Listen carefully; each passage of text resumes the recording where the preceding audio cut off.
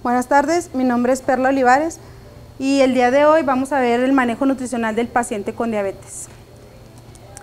Bueno, ¿qué es la diabetes? Pues es una enfermedad crónica o un conjunto de alteraciones metabólicas que tienen como característica la presencia de hiperglucemia, que esta es ocasionada por un defecto en la secreción de la insulina, en la acción de la insulina o en una combinación de las dos. En la diabetes tipo 2 específicamente, que es la más común, que ocupa del 95% de los casos, se conjugan tres factores. Una es la resistencia a la insulina en un inicio, luego después deficiencia de insulina, que esta normalmente ocurre después de algunos años, y esta se compensa con una sobreproducción de glucosa hepática, es decir, como no se está utilizando la glucosa adecuadamente, se empieza a liberar glucosa por parte del hígado para tener niveles normales. Sin embargo, lo que está ocurriendo es que más bien no se está utilizando adecuadamente la glucosa y esto aumenta a su vez más los niveles de glucosa en el organismo. Bueno, ¿por qué es importante para ustedes como nutriólogos conocer acerca de la alimentación en los pacientes con diabetes? Pues porque es una enfermedad que cada vez va en aumento, ya se considera una pandemia y en el año 2013, según datos de la Federación Internacional de Diabetes, se estimó que había 382 millones de personas en el mundo con esta enfermedad y que si las tendencias continúan, se espera que para el 2035 la cifra aumente a 592 millones. Decíamos también ahorita que la principal que se presenta es la diabetes tipo 2. Bueno, en México, según datos de la ENSANUD, en el 2012, de 6.4 millones de adultos que tenían diabetes, solo 1.6 millones tenían buen control metabólico. Entonces, al ser la nutrición uno de los pilares del tratamiento, pues es de suma importancia que ustedes conozcan de este tema. Muy bien, hablábamos de la insulina. ¿Para qué sirve la insulina? Bueno, pues viene a ser o a representar la llave que permite que la glucosa entre a la célula para que se produzca la energía adecuadamente. ¿Cuáles son los que van a aportar principalmente glucosa? Pues son los grupos de alimentos como frutas, cereales, leguminosas y azúcares. La insulina, pues se produce en el páncreas y hay varios tipos también de diabetes. En una persona que no tiene enfermedad, no tiene problemas, su insulina es saludable y en buena cantidad, entonces por lo tanto se regulan adecuadamente los niveles de glucosa. En una persona con diabetes tipo 1 no hay insulina, entonces por lo tanto requiere que se le estén administrando, normalmente es a través de inyecciones y es necesaria para que pueda sobrevivir. En el caso de la diabetes tipo 2, lo que ocurre es que hay poca insulina o la insulina que se produce es deficiente o no es bien utilizada por el organismo. Hay otros tipos de diabetes como la diabetes gestacional, que en estos casos, bueno, como su nombre lo dice, se presenta solamente la elevación de la glucosa durante el embarazo. Una vez que concluye el embarazo, los niveles de glucosa generalmente vuelven a lo normal, sin embargo se queda con susceptibilidad de desarrollar diabetes tipo 2 en los 5 años siguientes. Y hay otros tipos de diabetes que pueden ser generados más bien por consecuencia de enfermedades, principalmente el páncreas, ¿sí? Ya sea un tumor, una pancreatitis. Los valores normales de glucosa, sobre todo estas cifras son de diagnóstico, ¿sí? Los valores normales son menores a 100 miligramos por decilitro en ayuno y ya cuando una persona tiene diabetes es porque sus niveles de glucosa están por arriba de 126 miligramos por decilitro. Para un diagnóstico se debe hacer una evaluación por lo menos de 3 veces y el diagnóstico pues lo tiene que dar el médico. Decíamos ahorita que el tratamiento integral está constituido por la alimentación, la actividad física, el uso de medicamentos, automonitoreo y una educación diabetológica. En el caso específico de la alimentación, pues no bastan recomendaciones generales, no es suficiente con solo retirar el azúcar de los alimentos. Muchas personas piensan que al no utilizar azúcar y utilizar sustituto, ya con eso es suficiente, sin embargo consumen alimentos como pan dulce, soda regular, galletas y eso no es correcto. Otra cosa también, pues es importante conocer la presencia de azúcar en los alimentos que no viene etiquetada como tal, como azúcar, sino como glucosa, fructosa de maíz, algunos otros nombres que generalmente se utilizan. ¿Cuáles son los objetivos entonces de la alimentación para un paciente con diabetes? Bueno, pues lo que vamos a buscar es evitar oscilaciones de la glucosa. Nosotros buscamos que la glucosa permanezca lo más estable para que no haya picos, que no haya aumentos y luego bajas de glucosa. Mejorar los niveles de colesterol y triglicéridos, evitar o retrasar las complicaciones, bajar o mantener el peso según sea necesario, porque hay que recordar que en el caso de la diabetes tipo 2, generalmente es por resistencia a la insulina ocasionada por el sobrepeso. Entonces, al disminuir de peso, también se disminuye la resistencia a la insulina y a su vez ayuda al control de la glucosa. y también pues ayudar al control de otras enfermedades, ya sea crónicas o agudas, que puedan presentarse con la enfermedad. Los objetivos de control, bueno, pues estos son los datos de la ADA del 2011, pero si se fijan específicamente en el caso de la glucosa, los objetivos que se persiguen es que sea en ayuno de 70 a 130, si se fijan son diferentes a los que mencionamos ahorita que eran de diagnóstico, ¿sí? Y cuando es glucosa postprandial, es decir, 2 horas después de haber comido, la meta es que sea menos de 180. En el caso del resto de los datos, pues son los recomendados para la población. La buena alimentación entonces para un paciente con diabetes prácticamente viene a ser la misma que es la recomendada para la población en general. Por lo tanto, ahí eliminamos uno de los mitos en los que es una dieta costosa, que es una dieta especial. Prácticamente viene a ser la misma alimentación, a diferencia de que en este tipo de alimentos pues sí no se incluyen los azúcares, ¿verdad?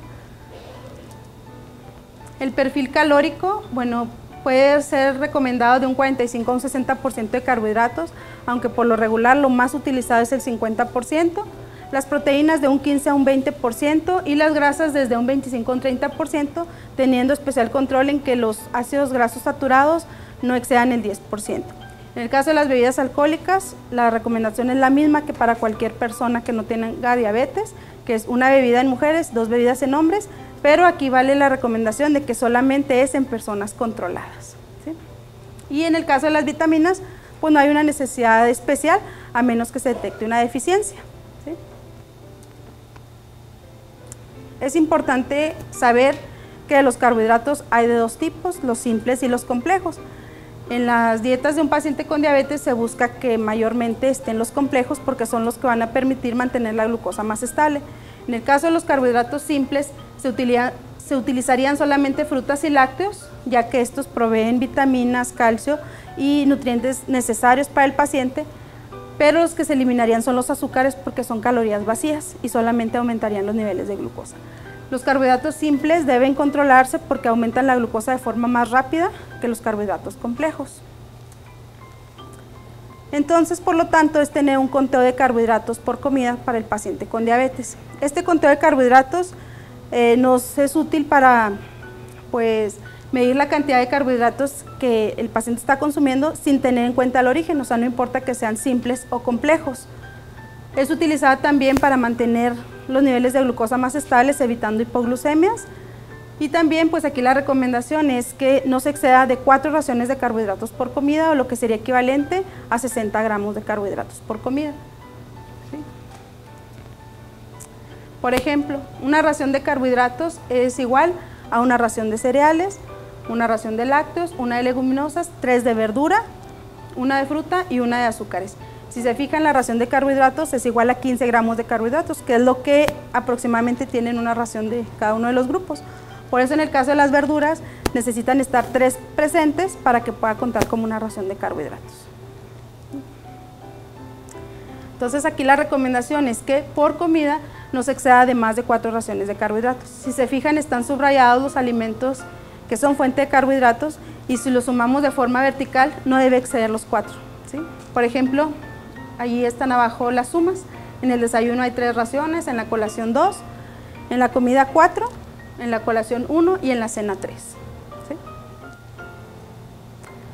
Cuando nosotros otorgamos un plan de alimentación, generalmente indicamos unas raciones para consumir en todo el día y generalmente le decimos al paciente que puede moverlas en las comidas según lo considere, pero la única indicación es que no sobrepase las raciones totales que estamos indicando.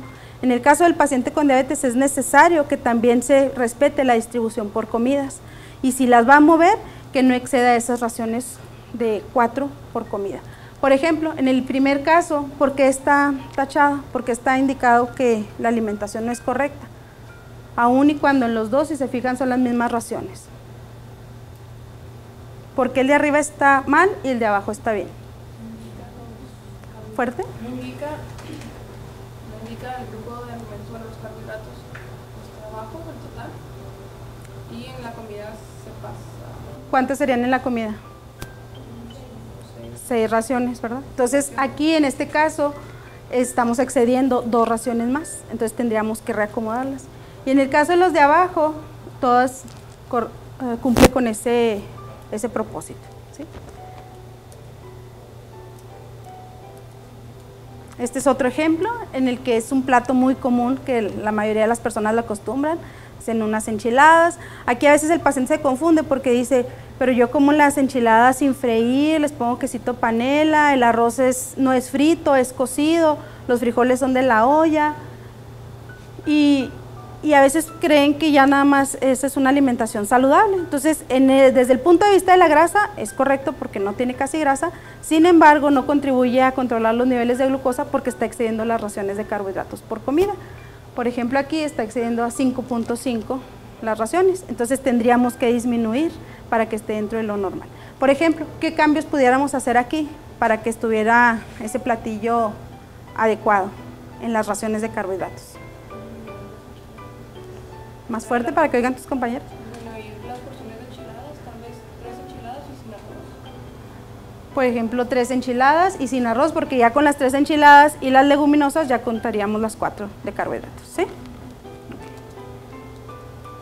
Bueno, entonces el beneficio que se persigue, dijimos, con el conteo de carbohidratos es que vamos a evitar los picos de glucosa y vamos a mantener una comida más estable. Por lo tanto, también, por eso es recomendable otorgar 5 pequeñas comidas al día porque nos van a permitir distribuir mejor las raciones de carbohidratos, ¿sí? Entonces, tan malo es que tengan niveles muy altos de glucosa como niveles muy bajos. ¿Sí? Ahora, ¿qué sucede con estos alimentos que han escuchado? Generalmente escuchamos que no los pueden comer los diabéticos, que dicen es que no puedo comer plátano, no puedo comer naranja, no puedo comer mango. ¿Y ustedes qué creen? ¿Puede comerlos o no puede comerlos?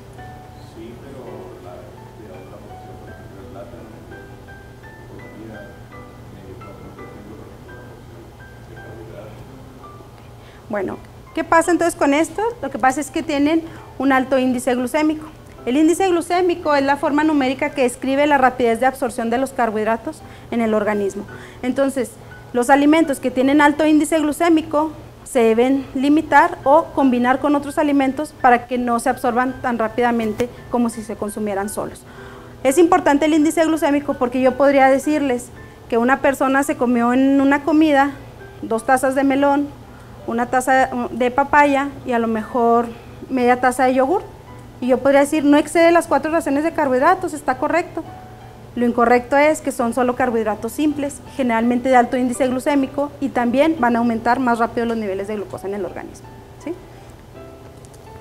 Entonces, el índice glucémico hay diferencias, ya sea si son complejos o son simples. Dentro de los carbohidratos complejos hay alimentos de alto índice glucémico y alimentos de bajo índice glucémico. Y dentro de los simples hay alimentos de alto índice glucémico y alimentos de bajo índice glucémico.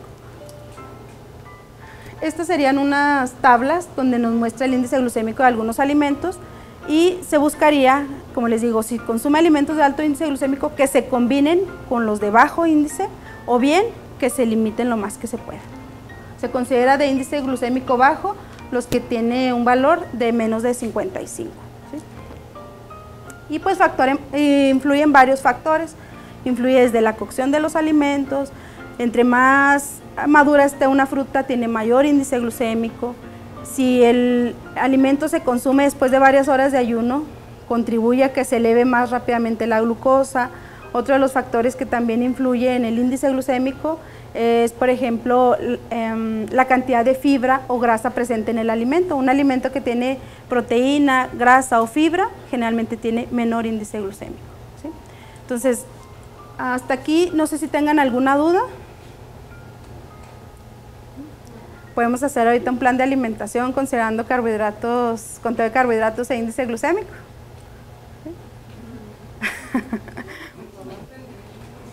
Bueno, entonces eso se lo van a llevar de tarea y me lo entregan en la siguiente clase.